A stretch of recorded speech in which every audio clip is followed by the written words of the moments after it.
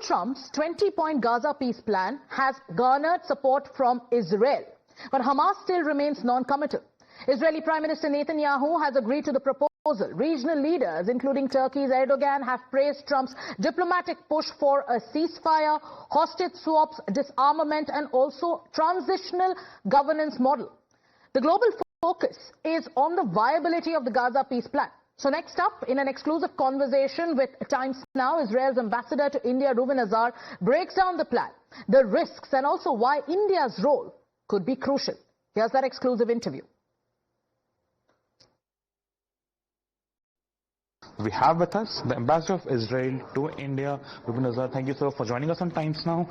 Thank you. If I may ask, a peace plan backed by Donald Trump, how hopeful are you? And when we talk about this peace plan, what is ISF and how will it form?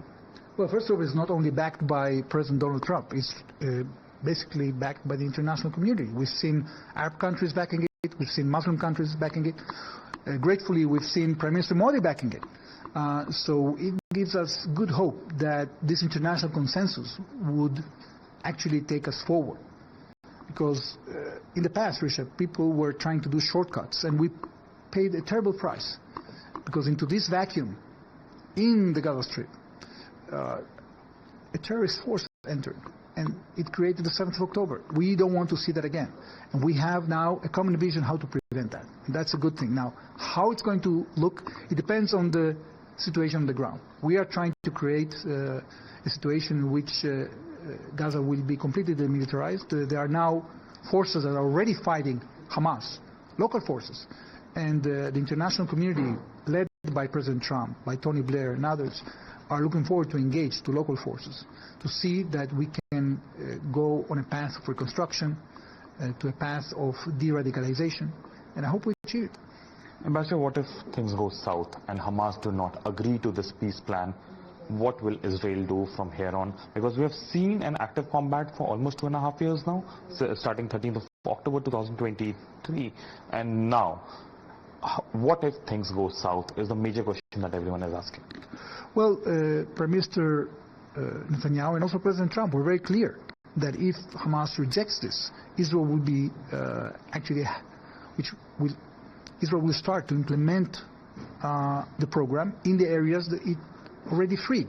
So we are not going to wait until Hamas agrees. We are going to implement the program regardless, and we are going to continue fighting Hamas until Hamas is completely removed from the Gaza Strip. We can either do this diplomatically, but if not, we will have to do it militarily.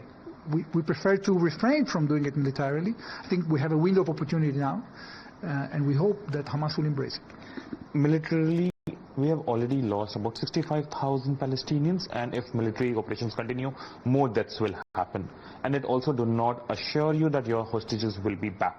So how do you see, because see, hostages is very important, and this whole war or this whole conflict has been for the safe return. We have been to Israel, we have been to the Gaza Strip as well, and we have seen the situation there in last 2 years. So we would like to understand what will the further military operations look like, because even Prime Minister Netanyahu has said that they do not want to kill local population in Gaza. They are as revered to them as an Israeli citizen.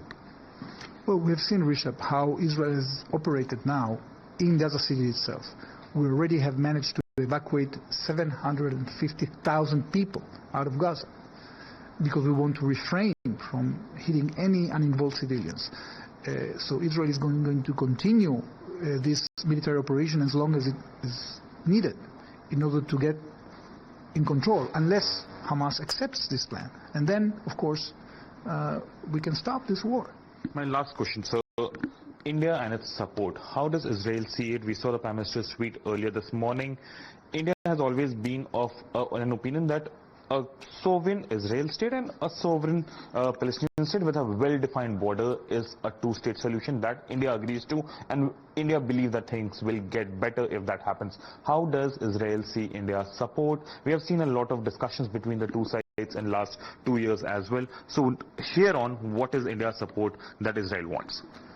This first support from India is greatly important for us because it manifests the shared values that we have of rejecting terrorism, supporting de-radicalization, supporting sound institutions that are accountable for people.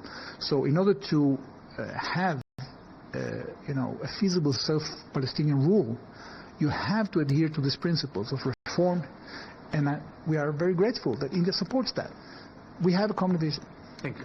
So you heard it here. This was Ambassador of Israel here in New Delhi with camera person Mohan Vishwamarman with our 4 Times Now.